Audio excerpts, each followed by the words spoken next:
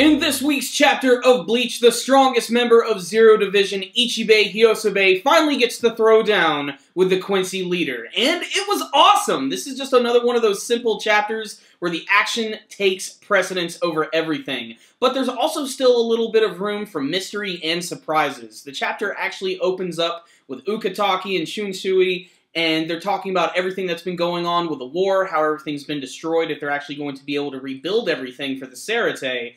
But what's really interesting is that Ukitake brings up this thing known as the Kamikake, which is this very strange, ominous shadow which is hanging out behind him. And I honestly have no idea what this is.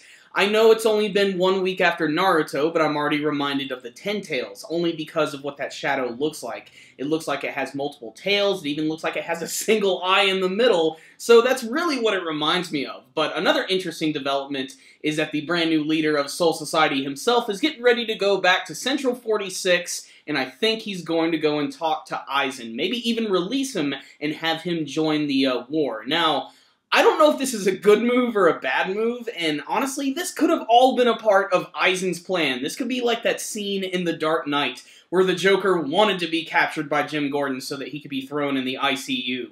Maybe this was Aizen's crazy, ridiculous plan from the start. Become a god, have his ass get kicked, get sent into prison and wrapped up in a crazy duct tape chair, and then get saved by everybody so he could join the war. But that's just my crazy ramblings. What's really awesome about this week's chapter is finally getting to see Ichibei, and finally getting to see his abilities and his fighting skills, and I had no idea that he was going to be using his weird, like, palm fist abilities, because he had a paintbrush, and I thought that maybe his abilities would involve paint. And he does this one really funny thing where he draws these lines, and he says, basically, I'm gonna fight you within here, and that's it. And then the next thing he does is he knocks the Quincy leader away from the battlegrounds that he just created and then just starts smacking his ass left and right. And I cannot help again but be reminded of Netero from Hunter x Hunter. He kind of has similar abilities where he summons these massive Buddha hands which just come out of nowhere and smack the shit out of you. And I do love the fact that he wasn't just talking and bluffing about the fact that his throat would get crushed, because that's exactly what happens to the Quincy leader when he's attacking him.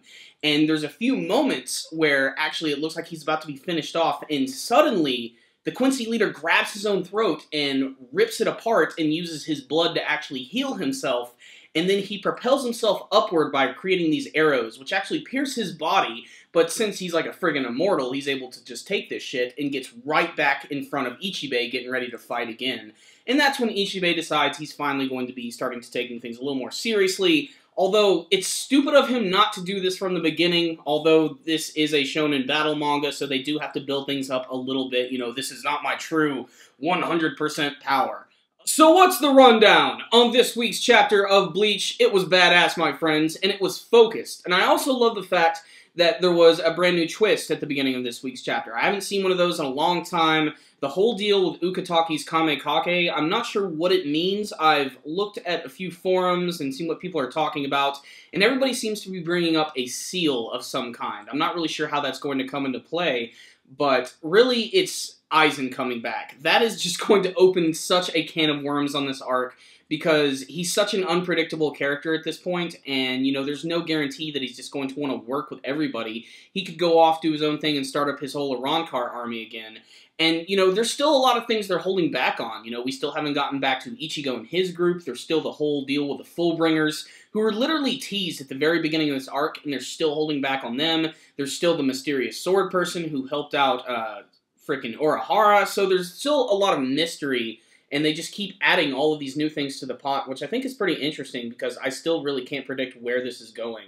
But the battle between Ichibei and the Quincy leader is just awesome. It's got great artwork, it's got a lot of that sort of typical ironic humor that is coming from Bleach, where he's like, hey, I'm gonna fight you within this space, and then he immediately just knocks him across the battlefield, like, right out of there. I just thought that was really funny, and I absolutely love Ichibei's personality. And I know this is weird, I know it's insane, it makes no sense, but a lot of the times when I'm reading manga and the anime version is not out yet, I always try to sort of like create the character's voice inside of my head, and it's so inappropriate, but for some odd reason, whenever I see Ichibei talking, I just cannot help but hear Mario from Super Mario Brothers. And a lot of that just has to do with the fact that his features are real similar. You know, he's really, really happy and jolly and chubby, he's got the big nose.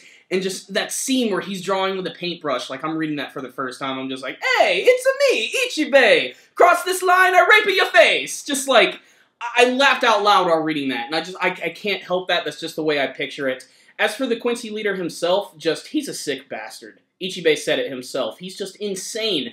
The fact that he was able to rip out his own throat, heal himself, and then use his arrows to propel himself upwards just speaks volumes about how he's going to fight and how he doesn't really have a care in the world about, like, damaging himself. And a lot of that does have to do with the fact that he can basically heal himself from anything by taking the power away from other Quincy's, and that just makes him all the more intimidating. Although, to care about the villain a little bit more, I will need some more backstory on this guy. And Aizen might actually be able to provide some of that when they finally get to that. Otherwise, this week's chapter kicked ass. I almost wish that this chapter was what came out last week, but still, I'm not going to complain. I really like this one a lot. It's one of the few times where I really have like no complaints with the chapter, aside from superficial stuff, like I want to see Ichigo in the story again. But still, this was an exciting one. I'm loving the battle between Ichibei and the freaking Quincy leader because obviously he's the strongest. He's giving them the hardest time. And, you know, he skipped going up against his goons. He's going right for the leader. Although I'm waiting for that moment when the Quincy leader's just going to maybe, like, one-shot him or destroy him. Like, there's no way that Ichibei is going to defeat him. That's not what's going to happen. We all know this is a typical shonen battle manga. Ichigo is going to be the one to finish him off. So, I love this chapter. Great artwork, great action, a little bit of mystery at the beginning. I'm going to give it a 5 out of 5. I loved it. You should check it out if you're a fan of Bleach. Thank you guys for watching my review. If you like this video, please give it a thumbs up. Before you guys leave, please tell me what you thought about this week's chapter of Bleach. What do you think of the battle between Ichibei and the Quincy leader? And what's up with Ukitaki's Kamekake? What exactly is that? Please tell me your comments and theories in the comment section below. Also, if you guys have not subscribed to our channel, you can do that by clicking on the channel icon right up here. You guys can also follow us on Facebook and on Twitter.